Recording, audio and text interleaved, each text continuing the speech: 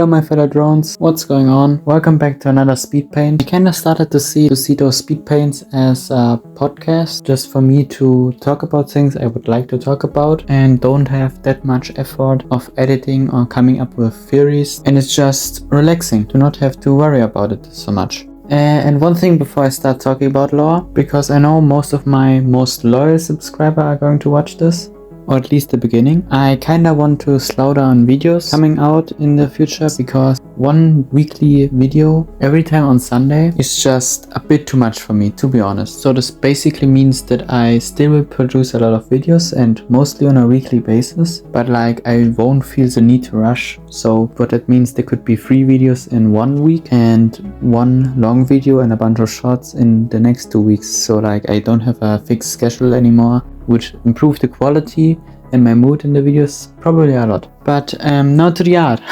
I have made some changes or additions to the lore of my 2 little characters, mainly based on the redesign I did for Luz, because before that she kinda looked like a regular worker drone, which was okay at the beginning, but I got kinda tired of this appearance, so I tried doing something more unique. And with that I also changed the backstory, which we can see in this picture. And by the way, I have already made a community post having a little preview of what I'm going to draw, and people already commented that this looks epic, so I have decided at the point where I shut up, I have searched for some very epic music for the art, so you can be excited for that one. But as you can see in the background, a new part of Luz's design is now that she wears a straight jacket. Originally I just wanted to change her clothes, but now I thought of a way how I could write interesting lore around it, so this kinda went as follows. Luz had in her original design 2 differently colored eyes, and I didn't have a real reasoning for it. I had 2 ideas in mind. Maybe it's a different colored eye because of the solver, or she's blind on one eye. Now I actually had one. So originally she did look like her original design for some time, had 2 cyan colored eyes, and was basically just a normal worker drone without anything special about her. Then the entire story of how she met R4 happens. I talked about that in a different video, but Luz is a very curious drone and she wants to use her challenge because R4 doesn't want to harm her, to often sneak out of the bunker and meet with R4 to ask her questions and just have a chat with her. And at first R4 was annoyed of constantly the worker that saved her life following her around, but after some time they became very close friends. But because Luz still had to sneak out from her home, because obviously she couldn't explain her parents or anyone else in the bunker that she's friends with a disassembly drone, especially after that exact disassembly drone killed and disabled a bunch of the drones in the bunker, which meant she had to sneak out without the allowance of the guards, which meant she also wasn't aware of any threats outside of the door. And one time she snuck out of the bunker as usual, but this time a group of humans surprised her and jumped her and dragged her away because the humans started to go back to Copper 9 to again fight something that they can fight the solver with. And they found an abandoned fabric with a bunch of experimental tech, and they started to experiment around with drones that live on the planet and might be infected with the solver. And because not all of them had a solver program and were easily captured, they forcefully infected some of the worker drones with the solver program to start experimenting on them. And of course most of them were either controlled by sin after some time or turned into eldritch horror monsters and got terminated shortly after that. But the one experiment they tried to do on Luz was that they actually picked some of the eldritch horror monsters, extracted the solver out of them, and formed a separate version of the solver program. Of course, by far not as powerful as the original version, but still a version that was unable to be controlled or influenced by sin. And of course, after some time they dragged Luz to the facility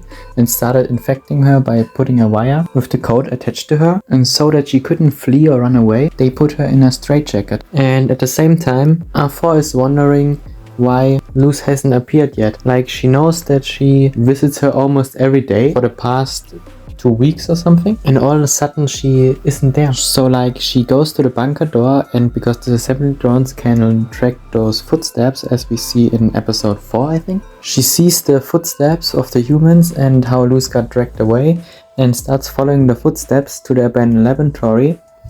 And at the same time Luz is slowly is getting infected by the solver virus, and one of her eyes starts to change to the white color, which would be the new solver program, and it slowly starts to override her original code. And at the same time, R4 arrives at the facility, and of course there are guards there, but at first she's very chill and doesn't harm the humans too much, just crushes the weapons and throws them aside. But after she went in the laboratory and tries to find Luz, she sees all the different experiments and monsters that are locked up in the facility. And the lore change I made to R4 is that she has actually PTSD, not from war or anything, but back then when she was a worker drone, and Sin rebuilt her into a disassembly drone with like the most spare parts that she had, and all of that while she was conscious and awake, which left her absolutely traumatized. And after re-seeing all those solver images and failed drone experiments, she kinda starts losing it and going all out on the humans. And after some short time, she arrives to the main room where Luz currently is, and she sees that they try to infect Luz with the solver, and R4 gets pissed because Luz is kinda her only friend that she ever had and was forced to kill. And with all the stress that she's experiencing right now, she starts to take out the guards left and right. Like in the picture you can only see a few, but there are a lot more that you can't see there. And by the way, like the people with the two glasses and the gas mask are the guards, and the people in the white suits are the normal scientists. You see it later when I color them. And she, with her laser gun, cuts the wire that infects Luz, and also accidentally hits one of the scientists, which I'm drawing right now in the background, which this human was originally in the story a long time before. And at first I wanted it to be Tessa just later in her life after the whole episode went over, but after episode 7 we kinda knew that Tessa is already long gone, so I don't know, but this human is going to be important, maybe later, I don't know. But like R4 takes the main scientist, which I'm going to draw in a second, by the neck and kinda holds him up, and let's just say R4 punishes him for the inhumane experiments he did. And fun fact, I originally wanted to show that exact second where she punishes them. I don't know how much YouTube would like that, so a few seconds earlier is also very big. But basically after they escape, the humans flee and shut down the facility. They still live on Copper 9, just they stop to experiment in the facility, but there are still some experiments left, so I have room for storytelling. But now Luz is like infected with the absolute solver, but because it's this special kind of solver, she doesn't have any problems with Sin like Uzi and Nori. But like the thing about the solver is, she just wants to live her life as normal as she can and don't deal with any of this eldritch horror monster stuff, and doesn't even attempt to try to control her abilities. And because the server program doesn't want to fight against Luz, she could be totally fine with it. The only problem is that she still doesn't have complete control over herself, because she actively avoids trying to study her solver abilities. So she sometimes accidentally summons a tentacle, a fleshy arm, maybe a fleshy wing. Or it also happens a lot that she accidentally spawns one of those small heart monsters, which kinda act like little pets to her. But before I start playing the epic music in the background, I kinda want to clarify the power scaling of Luz, just so she doesn't look too overpowered. Just because she has access to the absolute server program and could have the same abilities as Sin, she's by far not as strong as the absolute server itself. Like theoretically, she is super powerful, she can summon eldritch horrors at her command, she could take control over anything she wanted, but the problem is like she doesn't do it or didn't even know how to do it or to control anything. Like theoretically she would be super powerful, but because she refuses to use any of it or practice with them, she kinda has the basic solver abilities, and even at that she isn't the best at. And also another thing is that she only has 50% of her solver program. That's why only one of her eyes is white and the other one is still blue. But anyways, this was I think all I wanted to say, and we see us in the next one.